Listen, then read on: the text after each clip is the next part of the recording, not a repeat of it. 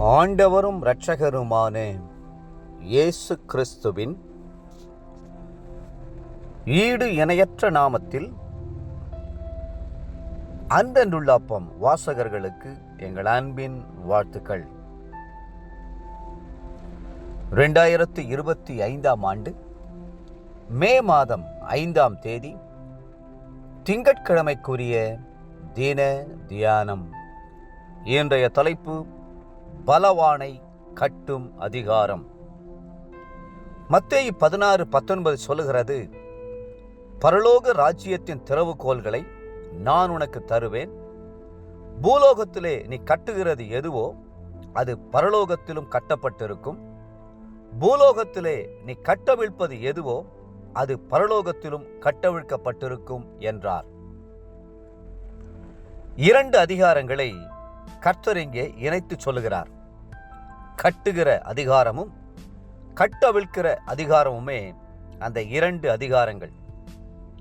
முதலாவது கட்டுகிற அதிகாரத்தை குறித்து இங்கே பார்ப்போம். ஒரு புறஜாதி கிராமத்திற்குள் செல்ல வேண்டுமென்றால் அந்த கிராமத்தின் எல்லையில் சில காவலின் ஆவிகள் பலவானைப் போல நின்று கொண்டிருக்கும். அவை சுவிசேஷத்தை தடுத்து கொண்டு நிற்கும். ஜனங்களின் மனதை குருடாக்கி வைத்திருக்கும். ஜனங்கள் அடிமைத்தனத்திலே வாழ்வார்கள். சில கிராமங்களிலே வன்முறை ஆவிகள் கொலை வெறியை தூண்டிவிட்டு கொண்டே இருக்கும். சில கிராமங்களில் குடிகார ஆவிகளும் விபச்சார ஆவிகளும் தலைவெறி தாடும்.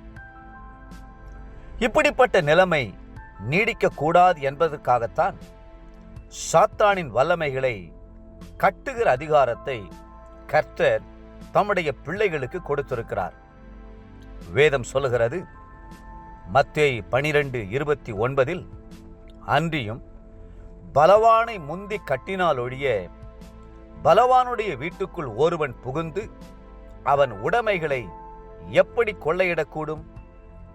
கட்டினானேயாகில் அவன் வீட்டை கொள்ளையிடலாம். இங்கு சொல்லப்படும் சாத்தான் நம்மை விட பலசாலியா இருந்தாலும் கிறிஸ்து அவனுடைய தலையை நசுக்கி அவனை நம்முடைய பாதங்களுக்கு கீழ்ப்படுத்தி இருக்கிறார்.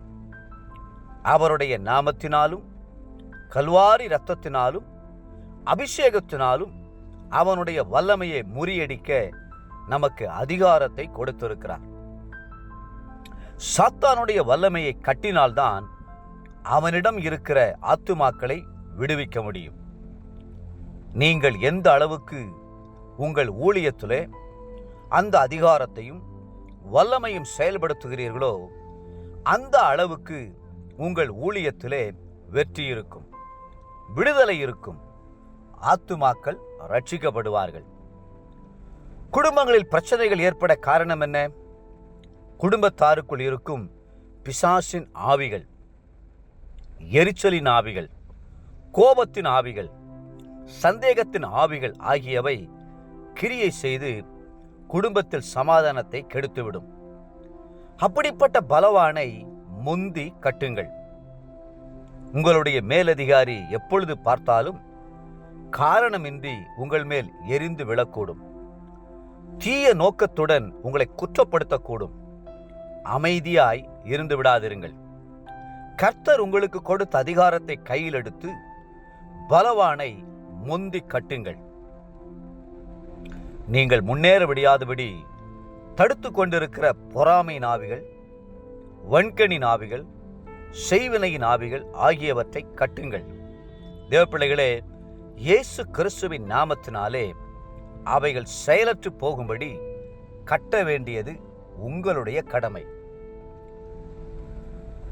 இன்றைய நினைவிற்கு எபிரெயர் 2:14, மரணத்திற்கு அதிகாரியாக பிசாசானவனை தமது மரணத்தினாலே அழிக்கும்படிக்கும். இன்றைய வேத வாசிப்பு காலை 1 ராஜாக்கள் 19 மற்றும் 20ஆம் அதிகாரங்கள், மாலை லூக்கா 23ஆம் அதிகாரம் 1 25ஆம் வசனம் முடியே. அன்புக்குரிய அன்பென்றுள்ள வாசகர்களே, மீண்டும் உங்களை வாழ்த்துகிறோம். பலவானை முந்தி கட்டுங்கள். கர்த்ததாமே உங்களை ஆசீர்வதித்து மென்மேலும் உயர்த்துவாராக. ஆமென்.